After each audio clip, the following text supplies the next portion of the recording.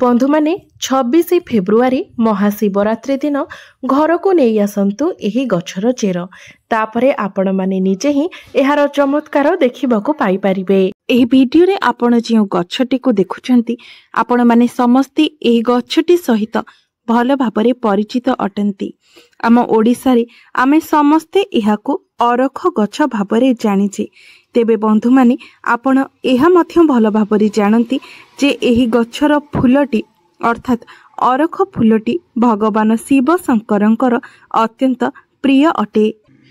आमर ज्योतिष शास्त्र रे एवं वास्तु शास्त्र रे उल्लेख अछि जे जदि आपण प्रतिदिन एही गछरु गोटिए बे फूल भगवान शिव शंकर को अर्पण करती एवं निजर मनस्कामना को प्रकाश करती तेबे आपणकर सबु मनस्कामना निश्चिंत भावरे पूर्ण होइथाए।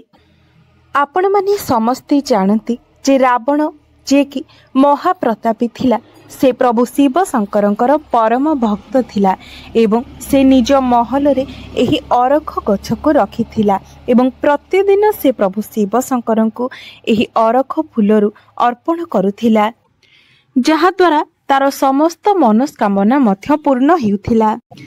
आपण माने जानि रखिबा उचित जे एही गछटी एते शक्तिशाली अटे जे कि गोटे रोगी को निरोगी रे परिणत करि देई पारे एवं दरिद्र को धनी रे परिणत करि देई पारे। जदि कोनोसी व्यक्तिंकर जीवन को धन आसीबा बंद हो जाइछि तेबे एही गछ द्वारा तांकर सब समाधान दूर होई जिवो। एही गछ तांको धनी रे बदलाई देई पारिबो। जदि कोनोसी व्यक्तिर कुंडली रे नवग्रहंकर को प्रभावर शिकार होउछंती तेबे एही गछ द्वारा नवग्रह को शांत करी सेमानंक निकटरू शुभ फल मध्य प्राप्त कराई पारिबो।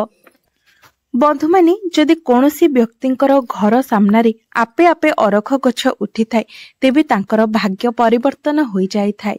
तांको जीवनरू अनेक गुड़िए समस्या दूर होई जाई थाए। तांको गृह को धन आसीबार अनेक गुड़िए मार्ग खोली जाई थाए। बंधु माने आपण माने लक्ष्य करिथिबे जे अरख गछटी जेतेबेले अधिक पूर्ण होई जाई थाए सेतेबेले तार मूल भागटी एवं तार फलटी मध्य प्रभु गणेशंकर आकृति धारण करिथाए। सेथिपाई एपरि मध्य माना जाए जे अरख गछरे प्रभु गणेश निवास करिथांती।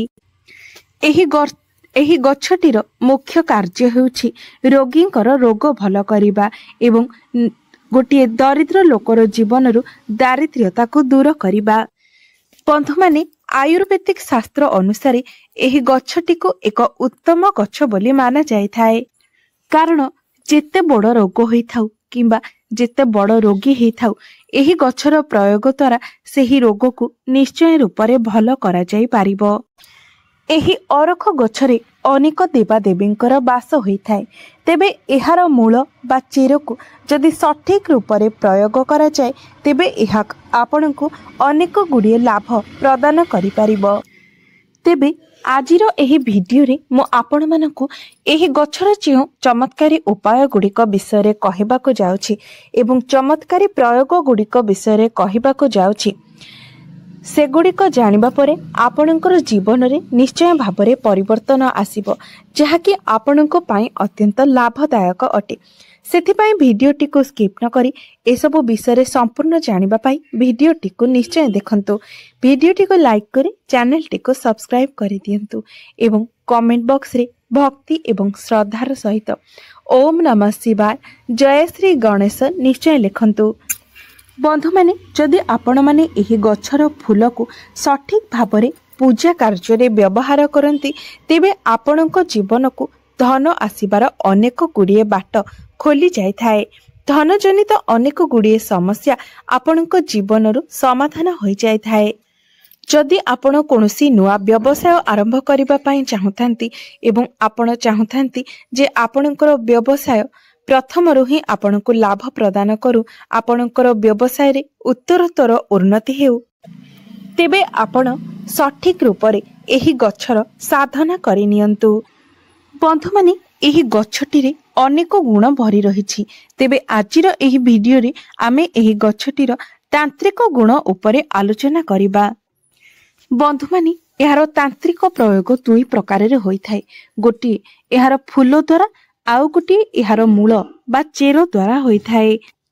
तेबे प्रथमे आमे एहार मूल बा चेर विषय कथा हेबा।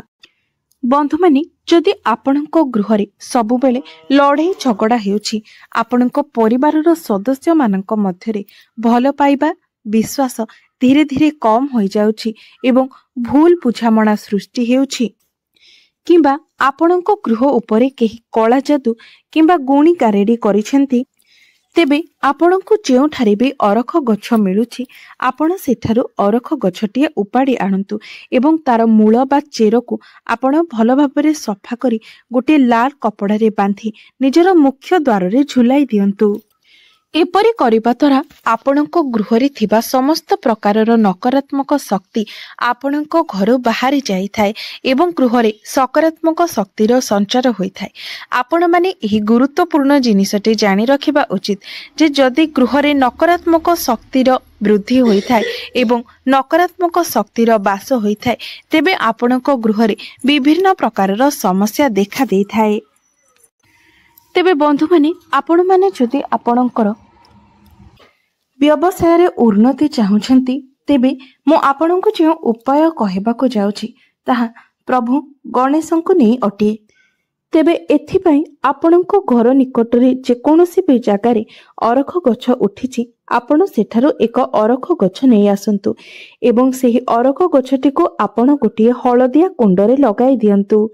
आपण एही गछटी को बुधवार दिन आनी निज घरे एक हळदिया कुंडरे लगाई स्थापना करंतु एवं 11 दिन पर्यंत आपण सेही गछ निकटरे एक घियर दीप प्रज्वलन करी निजर मनस्कामना को प्रकाश करंतु, कारण एही 11 संख्याटी प्रभु गणेशंकर अत्यंत प्रिय होइथाए। तेबे आपण एही उपायटी को 11टी बुधवार पर्यंत करिवे, अर्थात 11टी बुधवार आपण सेही गछ निकटरे एक घियर दीप जाली निजर मनस्कामना को प्रकाश करिवे। एपरि माना जाए जे जदि आपण एही प्रकारे एही गछटीर साधना करंती, तेबे आपणको प्रभु गणेशंकर आशीर्वाद प्राप्त होइथाए।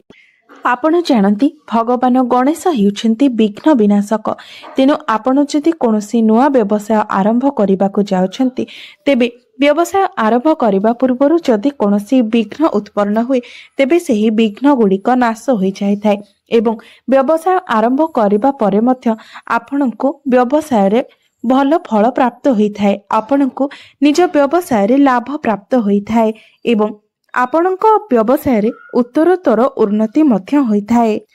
जदि आपण कोनोसी क्षेत्र रे निजर टंका को इन्वेस्ट करूछंती, तेबे सेथिरे आपणको 2 गुणा लाभ प्राप्त हेबो एवं आपणकर भाग्य मध्य एहा द्वारा आपणको साथ देइथाए, कारण आपणको प्रभु गणेशंकर आशीर्वाद प्राप्त होइथाए एवं आपण जानती जे व्यक्ति को तांकर भाग्य साथ देइथाए से जदि माटी को भी छुअंती, तेबे ताहा सुनारे बदली जाइथाए। अर्थात से जेउ भी कार्य रे हाथ देइथांती, प्रत्येक कार्य रे तांको केवल सफलता ही प्राप्त होइथाए।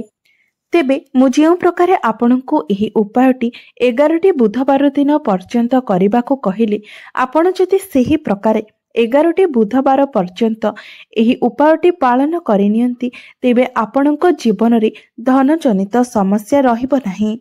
समस्त प्रकारर कष्ट एवं समस्या मध्य आपणको जीवन रु दूरेई जिवो। एबे मो आपणको आउ गोटे उपाय विषय कहबाको जाउछि एवं एही उपायटी भगवान शिव शंकरको प्रसन्न करिबार एक उत्तम उपाय अटे। आपण माने जानती जेउ व्यक्ति प्रभु शिव शंकरଙ୍କର कृपा प्राप्त करि नै थाए, आशीर्वाद प्राप्त करि नै पारि थाए, स्वयं काल भी तांकर किछि करि पारि नथांती, कारण प्रभु भोला शंकरଙ୍କୁ महाकाल बोली कुहा जाय थाए। तेबे एथिपाई आपण सोमवार दिन ब्रह्म मुहूर्तरु उठी स्नान कार्य समापन करिनियंतु एवं एही अरख फूलरु नै एवं गोटे लोटा जल नै आपण शिव मंदिर को जांतु। सेठारे प्रभु शिव शंकरଙ୍କୁ शिवलिंग उपरे आपण जल एवं सेही फूल को अर्पण करी 501 थर ओम नमः शिवाय मंत्रर जप करंतु। एपरि करिबा द्वारा माना जाइथाए जे ଆପଣଙ୍କ ଭିତରେ ଏକ ଅପୂର୍ବ ऊर्जा ସୃଷ୍ଟି ହୋଇଥାଏ, ଯାହାଦ୍ୱାରା ଆପଣଙ୍କ ଶରୀରରେ ଥିବା ରୋଗ ଏବଂ ମାନସିକ ଅଶାନ୍ତି ମଧ୍ୟ ଦୂର ହୋଇଯାଇଥାଏ। ଆପଣଙ୍କର ଜୀବନରେ ଚାଲିଥିବା ଅନେକ ଗୁଡ଼ିଏ କଷ୍ଟ ଏବଂ ସମସ୍ୟା ମଧ୍ୟ ଦୂର ହୋଇଯାଇଥାଏ। ନବଗ୍ରହ ଆପଣଙ୍କର ସାଥ ଦେଇଥାନ୍ତି, ଯାହାଦ୍ୱାରା ଆପଣଙ୍କର ଦୁର୍ଭାଗ୍ୟ ସୌଭାଗ୍ୟରେ ପରିଣତ ହୋଇଯାଇଥାଏ। ଆପଣଙ୍କୁ ପ୍ରଭୁ ଭୋଳା ଶଙ୍କରଙ୍କର ଆଶୀର୍ବାଦ ପ୍ରାପ୍ତ ହୋଇଥାଏ। ଆପଣଙ୍କର ସମସ୍ତ ମନସ୍କାମନା ପୂର୍ଣ୍ଣ ହୋଇଥାଏ। ଏହି ଅରଖ ଗଛର ଫୁଲଟି ଅତ୍ୟନ୍ତ ଶକ୍ତିଶାଳୀ ହୋଇଥାଏ। ଏହି ଫୁଲଟି ଭଗବାନ ଭୋଳା ଶଙ୍କରଙ୍କର ଅତ୍ୟନ୍ତ ପ୍ରିୟ ହୋଇଥାଏ। ଏଥିପାଇଁ ରାବଣ ମଧ୍ୟ ପ୍ରଭୁ ଭୋଳା ଶଙ୍କରଙ୍କୁ ପ୍ରସନ୍ନ କରିବା ପାଇଁ ଏହି ଗଛ ଏବଂ ଫୁଲର ସଠିକ୍ ଭାବରେ ପ୍ରୟୋଗ କରୁଥିଲା। ବନ୍ଧୁମାନେ, ଯଦି କୌଣସି ବ୍ୟକ୍ତିଙ୍କୁ କିଛି ରୋଗ ହୋଇଛି ଏବଂ ଲଗାତାର ସେ ବେମାରୀରେ ପଡ଼ି ରହୁଛନ୍ତି ଏବଂ ଆପଣଙ୍କୁ ଏପରି ଲାଗୁଛି ଯେ ତାଙ୍କ ଉପରେ କୌଣସି ତନ୍ତ୍ରମନ୍ତ୍ରର ଶକ୍ତିର ପ୍ରଭାବ ରହୁଛି, ତେବେ ଆପଣ ଏକ ଅରଖ ଗଛର ଡାଳ ନେଇ ଆସନ୍ତୁ ଏବଂ ତାଙ୍କର ମୁଣ୍ଡ ଚାରିପାଖରେ ଆପଣ ଏହି ଡାଳକୁ 7 ଥର ବୁଲାଇ ସେହି ଡାଳକୁ ନେଇ କୌଣସି ଏକ ପ୍ରବାହିତ ଜଳରେ ପ୍ରବାହିତ କରିଦିଅନ୍ତୁ। ଏପରି କରିବା ଦ୍ୱାରା ମାନା ଯାଇଥାଏ କି ଯଦି ସେହି ବ୍ୟକ୍ତିଙ୍କ ଉପରେ କୌଣସି ଦୁଷ୍ଟ ଶକ୍ତି କିମ୍ବା ତନ୍ତ୍ରମନ୍ତ୍ରର ପ୍ରଭାବ ରହିଥାଏ, ତେବେ ତୁରନ୍ତ ତାହା ସମାପ୍ତ ହୋଇଥାଏ, ଯାହାଫଳରେ ସେହି ବ୍ୟକ୍ତିଙ୍କର ସ୍ୱାସ୍ଥ୍ୟରେ ପରିବର୍ତ୍ତନ ଆସିଥାଏ। ତେବେ ବନ୍ଧୁମାନେ, ଆପଣମାନେ ନିଶ୍ଚୟ ଭାବରେ ଏହି ଭିଡ଼ିଓଟିରୁ ଜାଣିପାରିଥିବେ ଏହି ଅରଖ ଗଛଟି କେତେ ମୂଲ୍ୟବାନ ଅଟେ ଏବଂ ଆପଣଙ୍କୁ ଏହା କେତେ ଗୁଡ଼ିଏ ସମସ୍ୟାରୁ ବାହାର କରିଦେଇପାରିବେ। ତେବେ ବନ୍ଧୁମାନେ, ଆପଣଙ୍କୁ ଯଦି ଏହି ଭିଡ଼ିଓଟି ଭଲ ଲାଗିଥାଏ ତେବେ ଭିଡ଼ିଓଟିକୁ ଲାଇକ୍ କରି ଚ୍ୟାନେଲଟିକୁ ସବସ୍କ୍ରାଇବ୍ କରିଦେବେ ଏବଂ କମେଣ୍ଟ ବକ୍ସରେ ଭକ୍ତି ଏବଂ ଶ୍ରଦ୍ଧାର ସହିତ ଓମ୍ ନମଃ ଶିବାୟ, ଜୟ ଶ୍ରୀ ଗଣେଶ ନିଶ୍ଚୟ ଲେଖିବେ।